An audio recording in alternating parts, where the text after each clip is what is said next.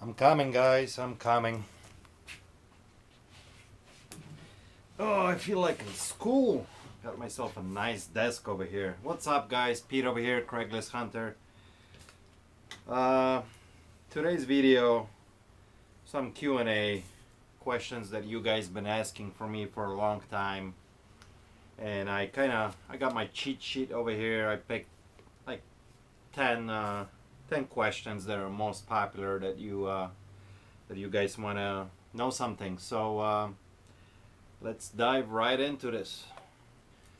Like I said, guys, I'm gonna be covering 10 questions. There's lots more questions, but it's just impossible to cover them in one video. So those that repeat the most, that's what I got here on my sheet, and I'm gonna go over this.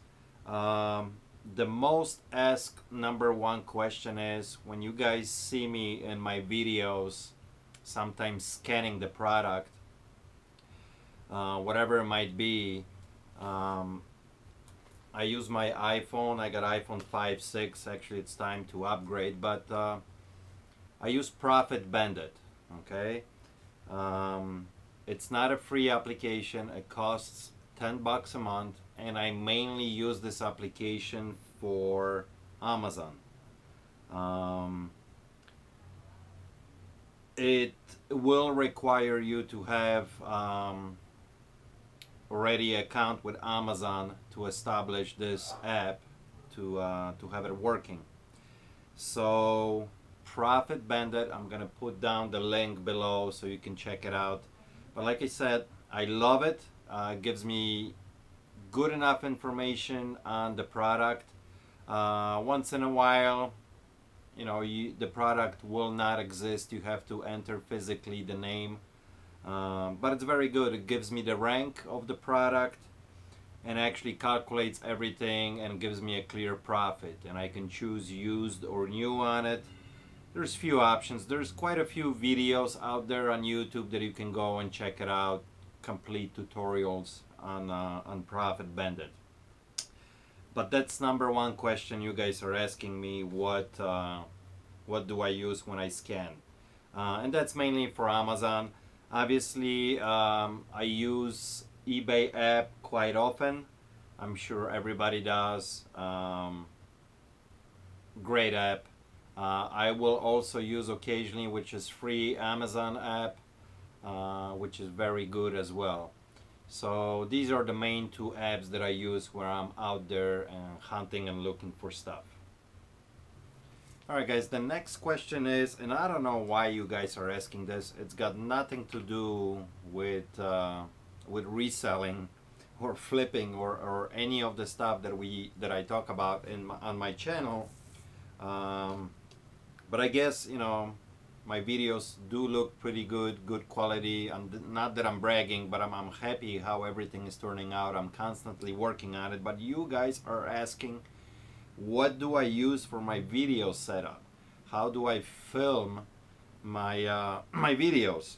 And the last question was from, and I'm gonna give him a shout out, from Tom, the English picker. If you guys never seen his channel, go check him out. Tom has been reselling forever. He's from UK. Great channel, a lot of fantastic information. So Tom, here's my setup.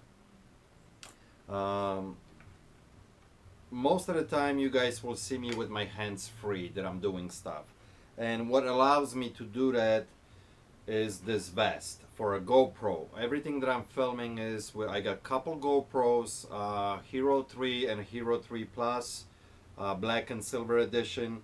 This goes on my chest. This is where the camera goes. Let me show you the picture really quick. So I can adjust the angles on it up and down, and that what allows me to have the hands free when I'm going out there and hunting. Now another item that I use a lot for my GoPro setup, obviously I'm not showing the GoPro here because I'm filming with it, is this little guy.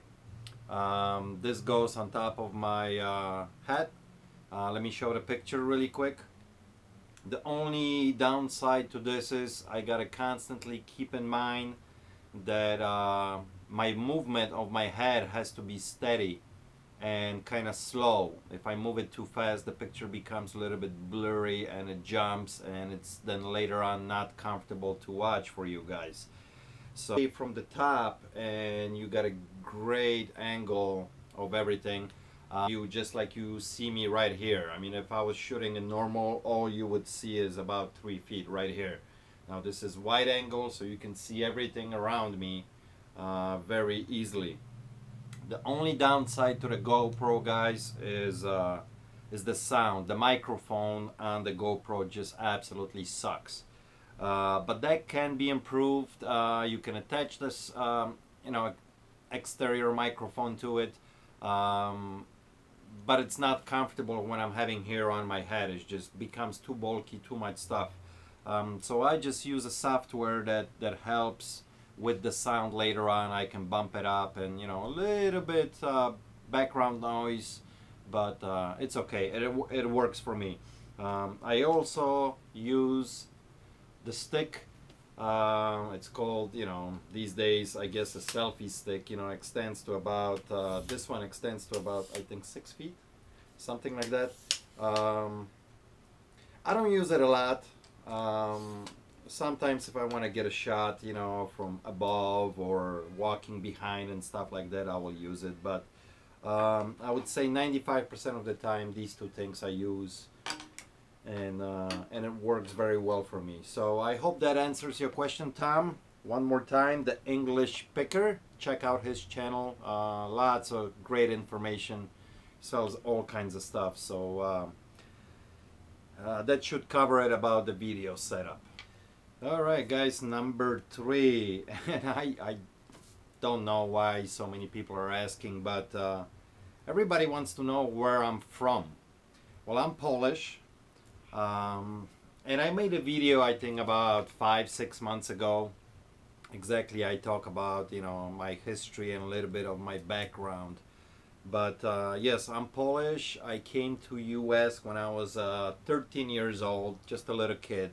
And I'm 45 now, so, you know, I lived most of my life here, and I absolutely love it. So that's a quick answer to number 3. Yes, I am Polish. Alright, guys, moving along here, we are on number 4. Number 4, a lot of you are asking me if I do drop shipping. No, I don't. I absolutely hate drop shipping. I used to do it very long time ago, and I had nothing but problems. So to answer quickly, I don't do drop shipping, and I would not recommend it unless you really know your supplier very well and you know the product. What happens is a lot of times, you know, you sell something, they can't deliver on time, they're out of stock, and just creates problems. So at the beginning, especially when you're starting out, I do not recommend drop shipping. And once again, I don't do any drop shipping whatsoever. Let's move to number 5, 50/50, and then about 20% auction. And I use auction mainly on items that either I had it for a while, I know exactly what they're gonna bring because I had them before I sold them, and they do better on auction than they do on Buy It Now. It also helps me. I did the video on this. You guys can go back a few months. There's a video just about Buy It Now in auction and how I do my auctions. So I'm not gonna get into details here because that's the whole another video. You can watch it. I think I did it about 4 months ago or 5 months ago. Just scroll to my videos, you're gonna run into it. But I like Buy It Now a lot. Like I said, 80% of the items I sell. And part of this question is also, do I sell on Amazon? Yes, I do. I've been selling on Amazon now for almost about a year now. This is gonna be my first like a real Q4 attempt. Although I really don't change the whole strategy on Amazon. I constantly feed Amazon with products. Um, I started at the beginning of the year selling quite a few vintage electronics on Amazon, and it is very, very profitable comparing to eBay. Although I do sell quite a few vintage stuff, electronics on eBay as well, but Amazon is I'm leaning towards more Amazon with vintage stuff because you can get a lot more money. Just make sure everything that you're sending to Amazon, as far as FBA, that it's completely tested, full working order, and prepare it correctly for shipping. When that item is later on, if it's fragile, when Amazon handles your item, that it gets to the customer, in one piece. So that should answer number 5. Number 6, this is a weird question, and actually quite a few asked this. A few months back, I shot a video in a flea market that I picked up Elvis Presley poster from a concert, and a lot of you were asking, did I sold it, and if I did, how much I got for it. Yes, I sold it in the shop. The poster sold relatively quickly. I only had it here maybe for a couple weeks. And if I remember correctly, I want to say either 75 or 65 bucks. I think we had like $100 on it, and if I remember correctly, I think we took like 75 bucks for it. So it did sell. Number 7, I shot a video. I did already 2 of them like this, but the last one was longer one, and it got a lot of great reviews from you guys.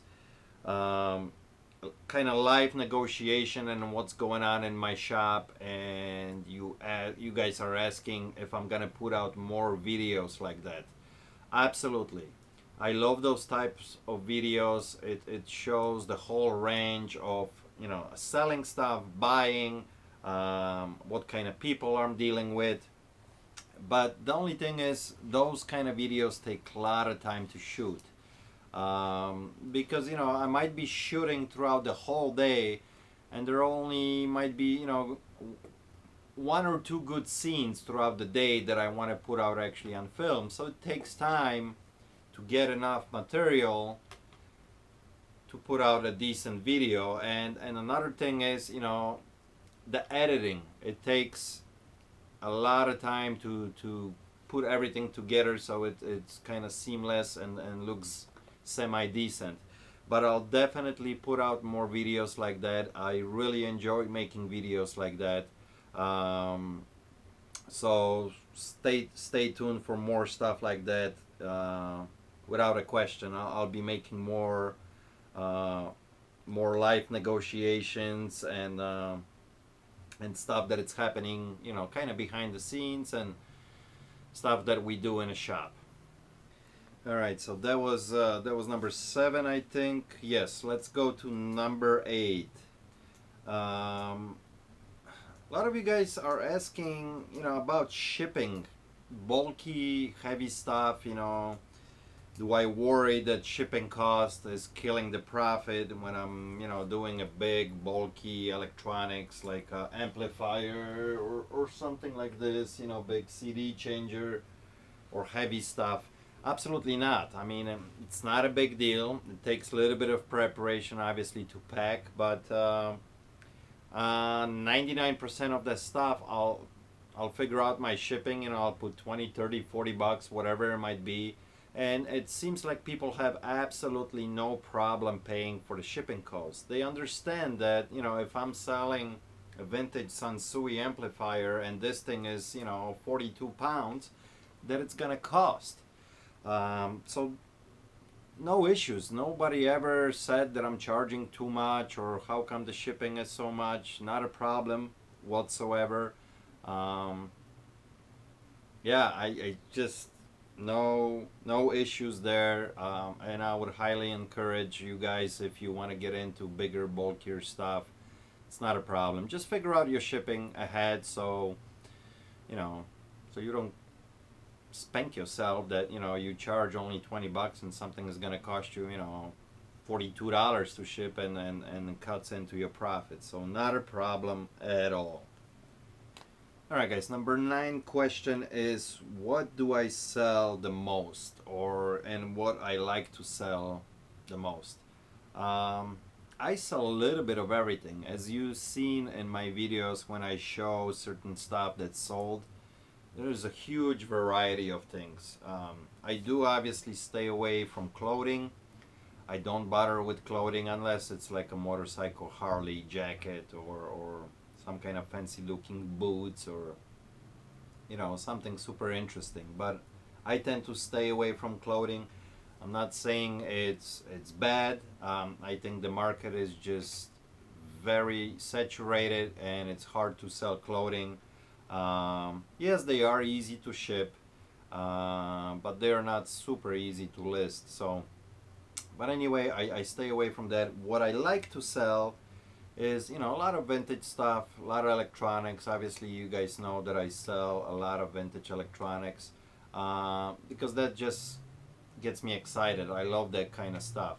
But overall, a little bit of everything. I mean, and my best sellers, probably, usual item you have, the better chance you have of making a pretty good profit because there's less competition. Market is not saturated. So I tend to go after things like that. In a shop, we sell a ton of knives, gaming systems, the all vintage games, they sell really, really good. Electronics, the man cave stuff, the signs, the beer signs, furniture, vintage furniture sells pretty good. So a little bit of everything. As you've seen my videos throughout the shop, we have a little bit of everything. But yeah, probably number one thing for me, it is vintage electronics. I like playing with them. I like testing them. I like cleaning them. So a lot of you are asking to do a video on, excuse me, what I use to clean my electronics. I'll probably do a video like that. I have a couple different products that I use for cleaning, but it's pretty simple. And then number 10, why am I making videos and give all the secrets out? I don't think I give any secrets out. I mean, this is not like it's brand new. Buying, selling, trading, flipping, whatever you want to call it, it's been around for ages. Just got to be creative and stay on top of your game. There's so much product out there that it's absolutely crazy. There's so many collectors for different stuff that it's insane what people actually collect. So I think the market is always going to be for doing this kind of business. I don't think it's ever gonna die. A lot of you comment, why am I giving all this information, and market is gonna get saturated and all this. Yeah, in certain fields, if it's a small niche, it might, but I don't think, unless you are super committed, and not many people are, they can do this really, really full time for a long period of time. I don't think this business will ever die. And it's a lot easier now. Obviously, we have the internet. It's a huge platform. eBay, Amazon, Etsy. So it's relatively easy to sell. There's always going to be new trends on everything. Okay. So you just got to stay with the flow. You got to constantly study the market, and you can always be a little bit ahead of the game. Am I telling secrets? I don't think so. I think I'm helping people out. I'm trying to help people out. There's so much stuff. There's millions of products out there.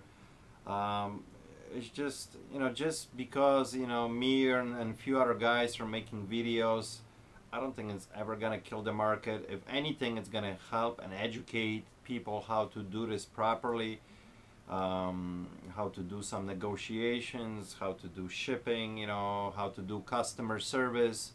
It's not only about finding the product, it's only 50% of the success in this business. It's later on how you sell the product, how you deal with your customers, how you ship it, how you clean it. I mean, and that's what this channel is about. And you know, I absolutely love what I do. And if you have a passion for something, um, and you like me, and if I want to share with people, I mean, why not? I think I helped quite a few people. I get emails and phone calls all the time from all of you guys, and I really appreciate it that I help somebody with this or that. And that's what kind of drives me to make more videos. I don't think this topic will ever die. There's so much stuff out there to flip. So long as, you know, I have time and people are willing to buy and sell, there's gonna be always footage from me. So yeah, I don't know. I mean, you know, some of you might disagree that I'm giving away some secrets, but you know, if I am, you know, I'm sorry. I don't know what to say. I love what I do, and I love sharing what I do. So I think this wraps up, guys. This is about it. One more time, I'm gonna give a little shout out to Tom the English Picker. Check out his channel. I hope I answered your questions about my video setup. If you have any more questions, Tom, just PM me or send me a message through YouTube. If you guys have any other questions for me, please put them down in comments. You know, I'll get to them as much as I can. I try to answer a lot of the comments that come in. You know, and it's harder now because the more videos I make, the more comments you guys put out, and it's hard to keep up with everything. So I would rather actually spend time on making new content than just sitting in a computer for a couple hours and answering. But I do my best. I love reading your comments. If you enjoyed the video, thumbs up. If you first time watching this, subscribe. I really appreciate it. Till next time, peace out.